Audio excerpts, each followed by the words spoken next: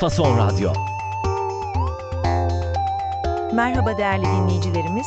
Bugün 24 Kasım 2025 Pazartesi. Bakı Stüdyosu'ndan herkese merhaba. Fason Radyo'da Azerbaycan'dan Haberler programına hoş geldiniz. Ben Özlem. Ben de Ali. Bütün dinleyicilerimizi salamlayıram. Ali hoş geldin.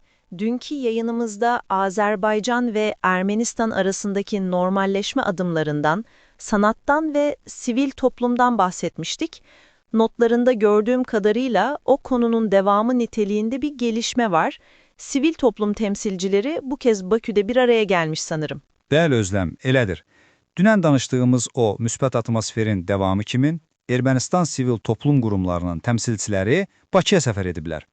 Bu, bizim nümayəndə heyətinin oktyabr ayındakı Erivan səfərinin bir növ cavabıdır.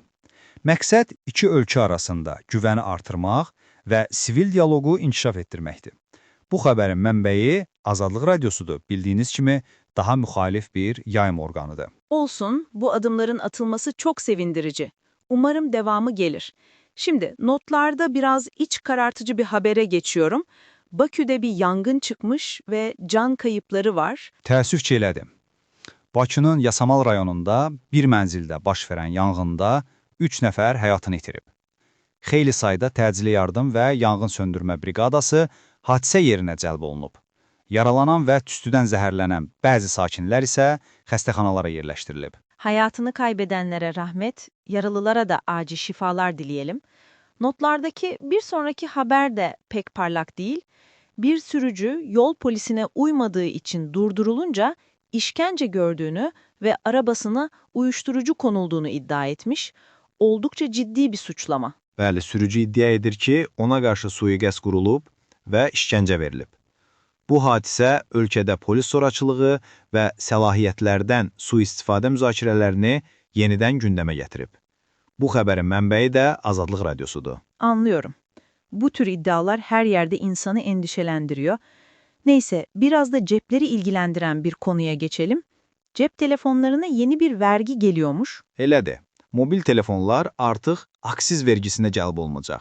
Üstəlik, vətəndaşlar xaricdən şəxsi istifadə üçün gətirdikləri ikinci və sonraki hər telefonun qeydiyyatı üçün 100 manat dövlət rüsumu ediləcəklər. Pardon Ali, aksiz ve rusum ne demek?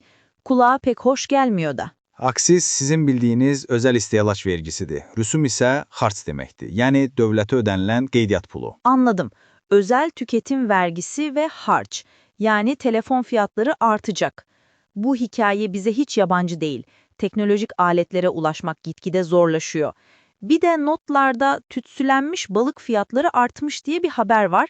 Her şeye zam geliyor anlaşılan. Və də son həftələrdə hissə verilmiş balığın qiymətində kəskin artım müşahidə olunur.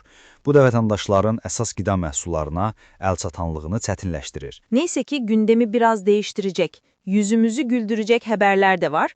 Spordan başlayalım. Satranç milli takımı dünya şampiyonasında madalya almış. Bəli, İspaniyada keçirilən Dünya Qadınlar Komanda Şahmat Çempionatında millimiz gümüş medala layiq görülüb. Finalda FIDE komandasına məğlub olsa da bu böyük bir uğurdu. Tebrik ederiz. Notlarda bir şeyi fark ettim. Haberin kaynağı day.az. Başlıkta altın madalya yazıyor ama içerikte gümüş madalya diyor. Sanırım bir karışıklık olmuş. Ola bilər, bəzən başlıqlarda səhvlər olur. Əsas olan komandamızın böyük uğurudur. Bir başqa sevindirici xəbər də boksçularımızdan gəldi.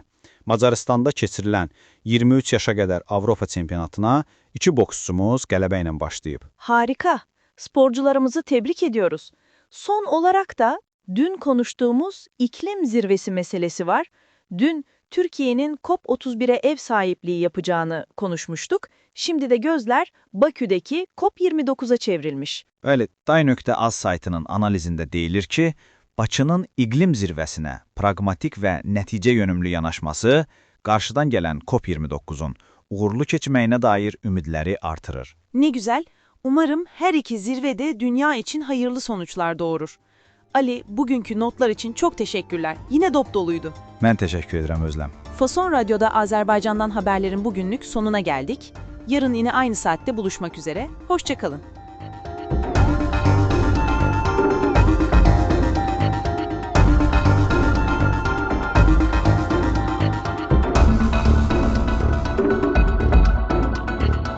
Hafta Son Radyo.